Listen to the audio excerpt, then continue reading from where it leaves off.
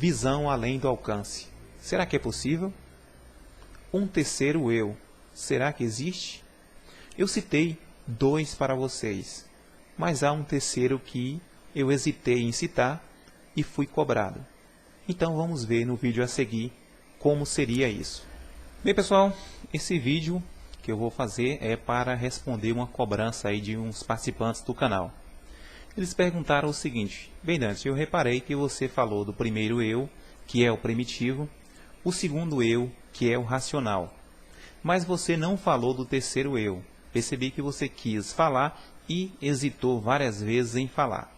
Bem, então eu explico para vocês. Olha, o terceiro eu é mais forte que o primeiro, que é o primitivo, mais forte que o segundo, que é o racional, que seria o eu espiritual. Mas é complexo falar do eu espiritual, porque o canal, ele, como eu falei para vocês, tem diversas pessoas que frequentam o canal. Tanto pessoas que trabalham, tanto pessoas espíritas, como católicos, como agnósticos, diversos.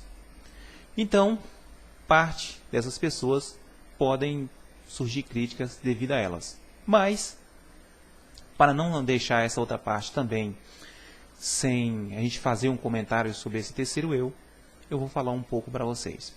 Olha, o primeiro eu, o primitivo, tem dúvidas se o terceiro existe ou não.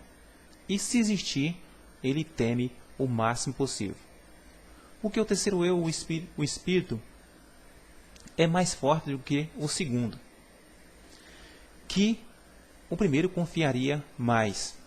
O segundo, que é o racional, também tem dúvidas se existe um terceiro.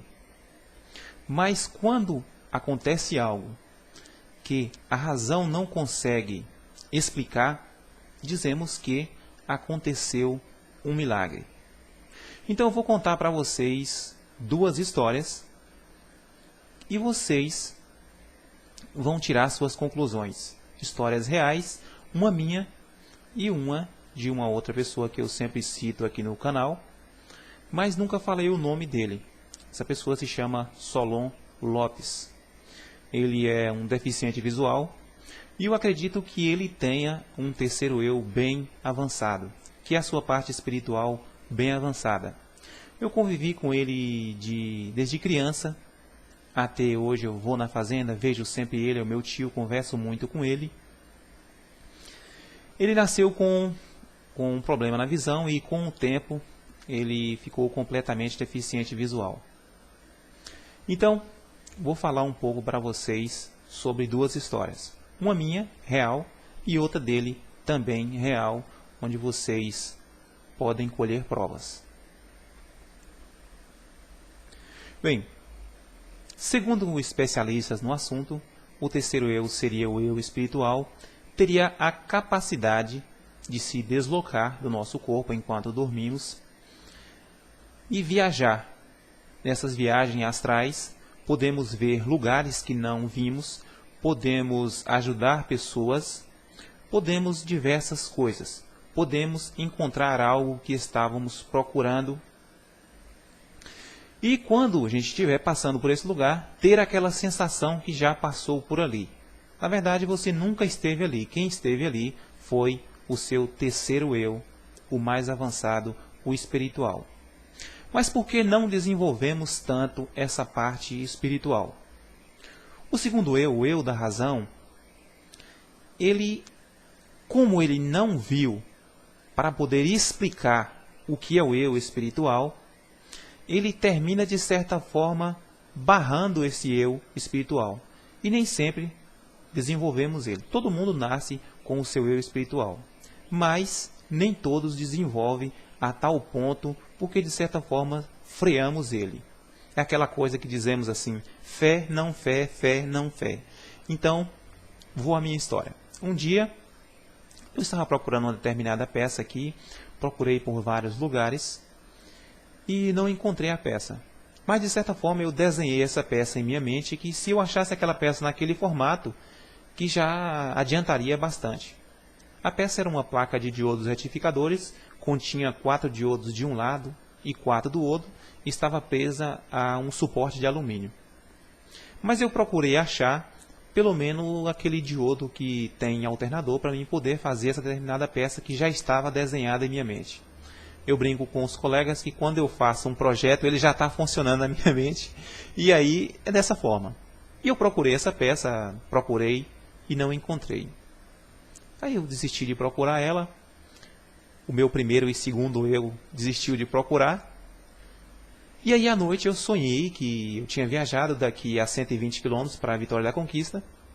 E lá que eu cheguei em um determinado ferro velho, onde não vendia nada sobre essas peças, mas que eu estava olhando uma pilha de ferro alta, cheia de ferros, e por eu ver em uma determinada fresta, que eu vi essa peça que eu queria lá de baixo, igual eu queria, sem precisar mexer em nada.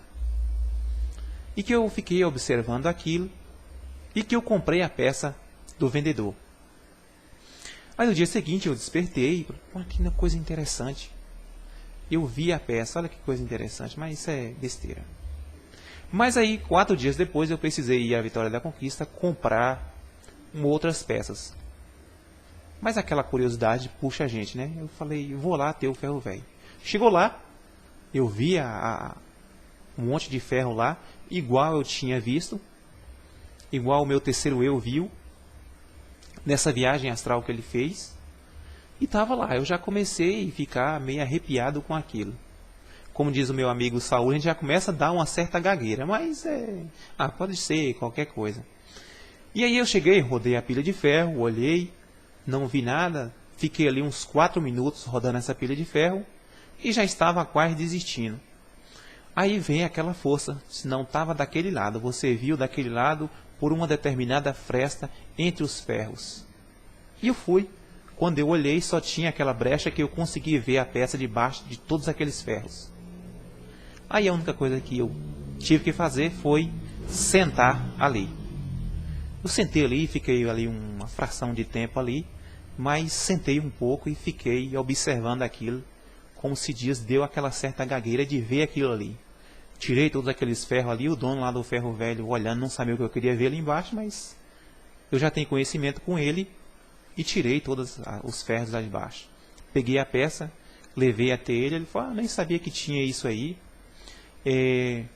Vendeu barato na época por uns 20 reais, compensou para mim, compensou para ele, que o peso não compensava se ele fosse vender no peso, que ele vende as coisas no peso. E a gente fez um acerto e eu comprei a peça. Cheguei em casa, testei a peça perfeitinha, não precisou eu modificar nada. Bem, aí você tire as suas conclusões. Bem, a próxima história é do meu tio Solon Lopes. Ele sempre conta histórias para mim que de vez em quando ele tem essa força assim, que ele é tomado por avisos, por previsões, e ele sempre quando vai para um lugar mais distante, ele precisa de uma pessoa acompanhante para guiar ele. Coisas pequenas perto ele mesmo faz. É incrível de vocês ver como ele tem a locomoção dele, a liberdade de locomoção que ele tem, mesmo deficiente visual. Quando criança, eu tinha mais ou menos 6, 7 anos, ia nos lugares mais ele, e nas fazendas tem aqueles carreirozinhos pequenos, e de algum lugar tem os barrancos, de outro lugar um barranco, e eu passava naquela trilha, e ele passava ali. Onde eu pisava, eu tirava o pé, parecia que ele pisava em cima do mesmo lugar. Então ele disse que estava na casa dele e sentiu uma força que precisaria ir em um determinado lugar. Ele não sabia fazer o que, mas ele tinha que estar lá. Tinha que estar numa casa vizinha. Mas essa casa vizinha ela fica a quase 500 metros e ele estava só. Ele disse, eu vou esperar um pouco para ver se aparece alguém. Mas aquela força foi dizendo a ele, não, tem que ir. Tem que ir. E ele pegou a varinha dele, foi tateando até conseguiu chegar lá. E vendo as pessoas conversando, ele acabou de chegar, o pessoal levou ele até lá. Quando ele chegou na casa, primeiro recebeu ele foi uma criança. Deu a mão para ele, ele segurou um tempo a mão da criança. E aí a criança saiu, a mãe da criança veio atender ele e disse, olha, essa criança está doente. Aí a mãe da criança disse, mas como está doente? A criança está sadia, pula para cima e pula para baixo, aí você não está vendo não? assim, a gente tem essa noção, você não está vendo a pessoa deficiente visual, mas a gente tem essa mania de dizer. Aí ele disse assim, eu senti que ela está doente, eu não sei o que, mas ela não está bem. Aí a mãe ficou assim e tal, mas ela tinha que ir na cidade no dia seguinte e levou a criança e fez o exame. E aí a criança foi diagnosticada com diabetes, já partindo para avançada. E o médico falou que tinha que ser tratado naqueles momentos. E a mãe, às vezes, a criança passava mal e ela não sabia o que era que a criança tinha. E aí, a partir desse ponto, a mãe começou a cuidar da criança. A criança hoje vive tranquilamente fazendo o seu treinamento, o seu tratamento. Então, essas duas histórias é para vocês tirar conclusões. Eu tenho outras histórias também dentro da minha família. Eu já até contei em um outro vídeo aqui. Passou um pouco desapercebido que eu contei lá na fazenda, que um tio meu tinha determinados assuntos que ele cuidava. Então, às vezes, hesitamos um pouco em falar desse nosso terceiro eu, que é o eu espiritual. Diante de um mundo hoje em dia de pouca crença. Mas, na verdade, quem tem o seu terceiro eu já em desenvolvimento, ele fica nos cobrando mais do que o nosso segundo, que é a nossa evolução de pensamento lógico, de raciocínio. O nosso eu espiritual, ele tem um conhecimento maior, como se ele fosse, digamos assim, milenar.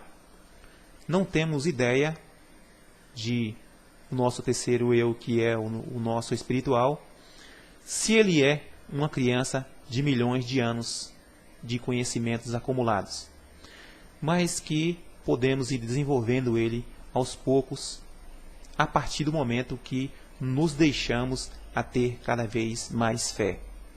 Então espero que o meu terceiro eu pare de me cobrar as coisas que eu não falei, e que vocês também que cobraram aí, entendam um pouco sobre eu não comentar um pouco aqui. Então, se vocês gostaram, deixe o ok de vocês, compartilhe o vídeo para que outros vejam, se inscreva no canal. Muito obrigado e até a próxima.